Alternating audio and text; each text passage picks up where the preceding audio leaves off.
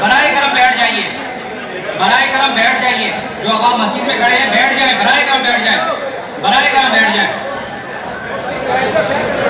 بیٹھ جائیے، بیٹھ جائیے، بیٹھ جائیے، بیٹھ جائیے۔ تمام احباب سے گزارش ہے کہ تشریف رکھیے، مسجد کے تقدس کا خیال کیجیے گا، مسجد کا تقدس ہم پر لازم ہے، لہذا تمام احباب سے گزارش ہے۔ بعض نے کہا مکہ شریف افضل، دلائل موجود، بعض نے کہا مدینہ شریف افضل، دلائل موجود، لیکن شیخ محقق نے کہا جب حضور مکے میں تھے تو مکہ افضل تھا، جب مدینے آ گئے تو مدینہ افضل تھا۔ جدھر جدھر سے وہ گزرتے گئے مجد و شرف بھی پیچھے پیچھے رہا۔ اللہ اکبر، اللہ اکبر۔ چند لمحوں کے لیے ٹھہرے تھے تم جس پیڑ کے نیچے۔ اگر آپ کا شعری ذوق میرے ساتھ مطابقت کر جائے تو اس شعر کا حسن دیکھیے۔ چند لمحوں کے لیے ٹھہرے تھے تم جس پیڑ کے نیچے، سنا ہے آج تک اس پیڑ کا سایہ مہکتا ہے۔ اور پیر نصیر الدین علیہ الرحمہ نے تو قلم توڑ دیے۔ ایک بار وہ جدھر سے گزرے ہیں نصیر، ایک بار وہ جدھر سے گزرے ہیں نصیر، بار بار ادھر سے بہار گزری۔ وہ مکے میں تھے تو مکہ افضل، وہ مدینے میں تھے تو مدینہ افضل۔ اللہ اکبر۔ شیخ شہاب الدین سہروردی علیہ الرحمہ سے ایک مرید نے سوال کیا، حضرت اس کائنات میں سب سے افضل جگہ کون سی ہے؟ تو انہوں نے کہا بیٹے وہی جگہ جہاں حضور تشریف فرما ہے، جہاں حضور جلوہ فرا ہے۔ تو مرید نے دوسرا سوال کیا، پھر ہم جنت کی آرزو کیوں کرتے ہیں؟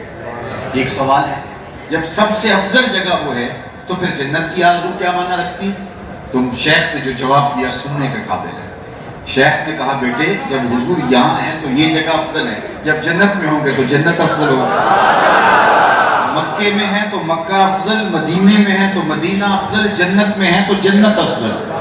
جدھر جدھر سے گزرتے گئے ادھر ادھر ہی نور جاتا گیا۔ اور یہ ان کا حضرت شیخ کا محض جو ہے وہ عقیدت کا معاملہ نہیں، بلکہ میں آپ کو ایک حدیث پر سناتا ہوں۔ حدیث پاک میں آتا ہے کہ جو پہلی صف میں کھڑا ہونے کا ثواب ہے، اگر لوگوں کو پتہ چل جائے کہ وہ ثواب کیا ہے تو لوگ آپس میں الجھ پڑیں، خدا ڈالیں کہ میں پہلی صف میں کھڑا ہوں۔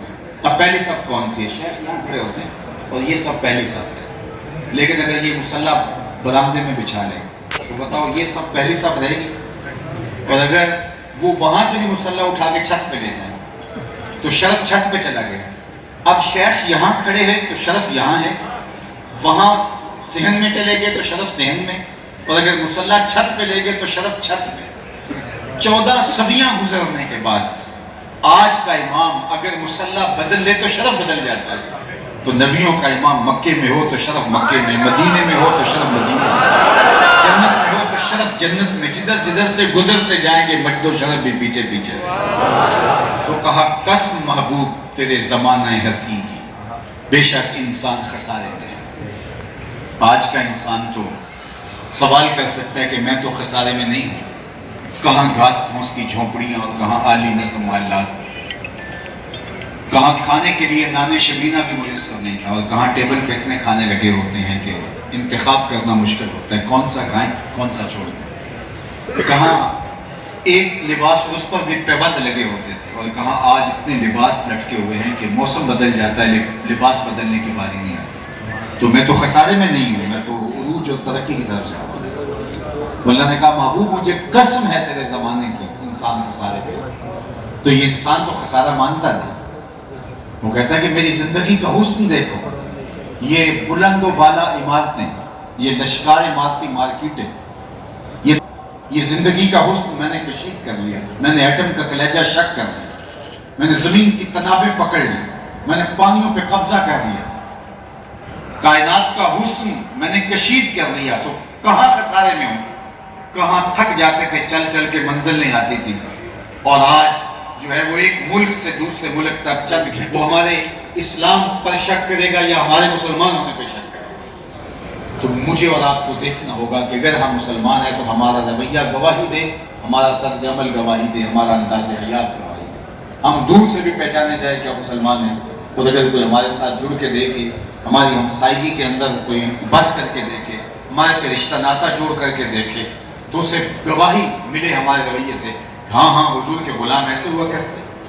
لیکن اگر ہمارے رویے جو ہیں وہ کافروں سے بھی بدتر ہوں تو پھر ہم کس منہ سے حیدری فقر ہے نئے دولت عثمانی ہے، تم کو اسلاف سے کیا نسبت روحانی ہے، وہ معزز تھے زمانے میں مسلمان ہو کر، تم خار ہوئے تارک قرآن ہو کر۔ ان کی عزت اسلام کی وجہ سے تھی، تمہاری ذلت، رسوائی، نکبت، ادبار، پستی، زبوں آگے اس لیے ہے کہ تمہارا اسلام تمہاری زبان پر ہے، ان کا اسلام ان کے دل پر تھا۔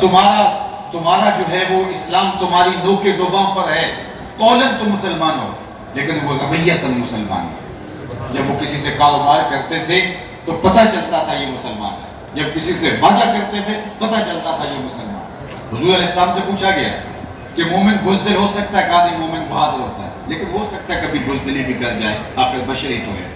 پھر دوسرا سوال ہوا کہ مومن بخیل ہو سکتا ہے؟ کہا نہیں، سخی ہوتا ہے، لیکن ہو سکتا ہے کبھی کبھار زندگی میں وہ بخل بھی کر جائے۔ تو تیسرا سوال حضور سے پوچھا گیا، مومن جھوٹا ہو سکتا ہے؟ حضور میں جھوٹا نہیں ہو سکتا، یہ طے شدہ بات ہے کہ مومن جھوٹا نہیں ہو سکتا۔ اور میں قدم قدم پہ جھوٹ بولوں، اپنی بیوی سے، اپنے بچوں سے، اپنے بھائیوں سے، اپنے دوستوں سے، اپنے کاروباری شراکت داروں سے، معاشرے کے فرد سے جھوٹ بولوں اور میں کہوں کہ میرے سے بڑا عاشق رسول زمانے میں نہیں ہے، تو صاحب یہ تم اپنے آپ کو دھوکہ دے رہے ہو، اللہ رسول کو دھوکہ نہیں دے سکتے۔ جو می گوئم مسلمانم بلرزم کہ دانم مشکلات لا الہ، جب میں کہتا ہوں میں مسلمان ہوں تو کانپ جاتا ہوں، اس لیے میں لا الہ الا اللہ کے تقاضوں کو جانتا ہوں۔ حضور فرمایا مومن جھوٹ نہیں بول سکتا، یہ ہو ہی نہیں سکتا کہ مومن ہو جھوٹا ہو۔ آج ایک کافر بھی اگر جھوٹ نہ بولے اور ہم اس کے ساتھ جھوٹ بول رہے ہوں اور ہم اس کو اسلام کی دعوت کیسے پیش کر سکتے ہیں؟ ہمارے صوفیاء نے جو اسلام پڑھائی اتنی لمبی تقریریں تو نہیں کی تھی جتنی ہم کر رہے ہیں، ان کی نظر اٹھی اور 90 لاکھ کافروں نے کلمہ توحید پڑھا۔ یہ ان کے کردار کی چمک، ان کے کردار کی روشنی۔ میں ایک اور بات بالخصوص جو بلاد کفر ہیں وہاں کے لوگوں کو خاص طور پہ کہتا ہوں اور میں آپ سے بھی دہراؤں گا کہ عرب کے تاجر اور عرب کے صوفیاء بزرگ نقل مکانی کر کے، عارضی ہجرت کر کے آپ یہاں حاضر ہوئے ہیں، اللہ اس کی برکتیں آپ کو نصیب فرمائے۔ اور میں خاص طور پہ آپ سب لوگوں کو کہوں گا کہ، اور میں نے دیکھا ہے کہ اوورسیز پاکستانی پاکستان کے لیے ہم سے زیادہ فکر مند ہیں۔ اس وقت جو وطن عزیز کے معاشی حالات ہیں اور جن بحرانوں سے ہم گزر رہے ہیں، تو اللہ میرے وطن کی خیر فرمائے، میرے وطن کو اللہ تعالیٰ صالح، نیک، پاکیزہ، مخلص اور دیانتدار حکمران نصیب فرمائے، جو حضور علیہ السلام کے نظام کے نفاذ کی ضمانت بن سکے۔ اہلیت اور دیانت اللہ میرے وطن کے باسیوں کا بھی مقصود فرمائے، اس لیے کہ حکمران ہمارے اعمال کی سزا ہوتے ہیں، جس طرح کہ ہم ہوں گے۔ کسی نے حجاج بن یوسف سے کہا تھا کہ تو حضرت عمر جیسا انداز حکمرانی کیوں اختیار نہیں کرتا؟ یہ ظالم ترین شخص ہے، 70,000 شخص اس نے اپنے ہاتھ سے قتل کیے تھے، 90,000 لوگ اس کے حکم سے کٹے تھے۔ حضرت حسن بصری فرمایا کرتے تھے باقی امتیں اپنے سارے ظالم لا کے ایک پلڑے میں رکھ دیں، ہم ترازو کے دوسرے پلڑے میں حجاج کو رکھ دیں تو وہ پھر بھی پلڑا بھاری ہوگا۔ اتنا بڑا ظالم تھا، لیکن کسی نے اس کو کہہ دیا کہ تو نے حضرت عمر کا زمانہ دیکھا تھا، تو ان جیسا حکمران کیوں نہیں بن جاتا؟ تو اس نے 2 لفظ ہی کہا، اس نے کہا تبادلوا اتحمل لکم، تم ابو ذر غفاری بن جو میں عمر بن۔ تو آج ہمارے اوپر جو کچھ ہے یہ ہماری بدعملیوں کی سزا ہے۔ میں تو وہاں بھی دن رات یہی کہتا ہوں کہ ہمیں خود صحیح ہونا ہوگا، جب خود صحیح ہونا ہوگا تو رحمت کی چادریں تان دے گا، اور جب ہم خود صحیح نہیں ہوں گے تو پھر اللہ تعالیٰ سزا کے طور پہ اوپر برے لوگ ہمارے اوپر مسلط کرتا رہے گا۔ اور وہ یہ اللہ تعالیٰ نے قرآن مجید میں ایک مقام پہ فرمایا، وہ اس بات پہ قادر ہے کہ تمہارے اوپر سے بھی عذاب بھیجے، تمہارے نیچے سے بھی عذاب بھیجے۔ علماء نے کہا اوپر کا عذاب کیا ہے کہ آسمان سے میںہ برسیں، بے موسمی بارشیں ہوں اور پتھر برسیں، اور نیچے کا عذاب کیا ہے؟ زلزلے آئیں۔ نیچے کا عذاب کیا ہے کہ زمین فصل دینا چھوڑ دے، بھانج ہو جائے۔ لیکن حضرت عبداللہ ابن عباس رضی اللہ تعالیٰ عنہ فرماتے ہیں کہ اوپر کا عذاب یہ ہے تمہارے حکمران ظالم ہوں، اور نیچے کا عذاب یہ ہے تمہارے ماتحت خائن ہوں اور تمہاری اولادیں نافرمان ہوں۔ یہ اوپر اور نیچے کا عذاب ہے جس میں ہم مسلط ہیں، مسلط کر دیا گیا جو ہمارے اوپر۔ اللہ میرے وطن کی خیر فرمائے۔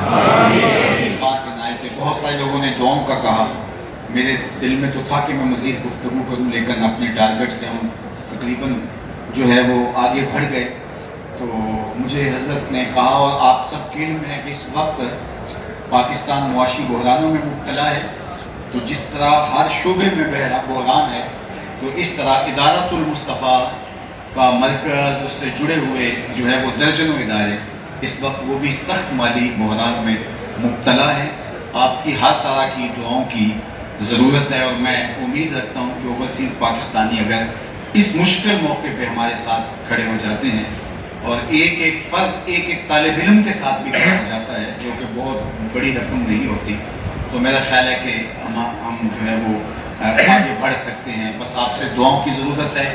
انشاءاللہ میں جہاں جاتا ہوں پھر آنا جانا لگا رہتا ہے، تو اللہ نے چاہا تو دوبارہ اس مرتبہ تو بس تیزی میں آئے اور چلے جائیں گے پرسوں، تو انشاءاللہ اللہ نے چاہا تو دوبارہ تھوڑا وقت دے کے اور تھوڑا پہلے بتائیں گے، تو مزید منظم انداز میں آگے بڑھیں گے۔ آپ سے ملاقاتوں اور محبتوں کا جو ہے وہ سلسلہ بھی جاری رہے گا۔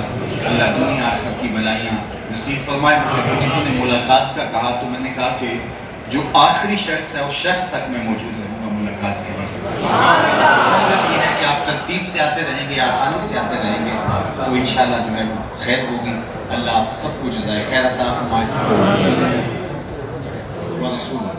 اے اللہ زندگی میں قصداً یا سہواً یا رویتاً مجھ سے کوئی کفریہ یا شرکیہ کلمہ یا فعل سرزد ہو گیا ہو، تجدید ایمان کرتا ہوں، پچھلے گناہوں سے توبہ کرتا ہوں، تیرے اس بندے سے طریقہ مبارکہ نقشبندیہ میں بیعت ہوا، اس سلسلے کے سارے اسباب قبول کیے، دل پر نقش اسم ذات اللہ اللہ اللہ قبول کیا، آمین بحرمت طہ و یاسین۔ الحمدللہ رب العالمین والصلاة والسلام علی اشرف الانبیاء والمرسلین۔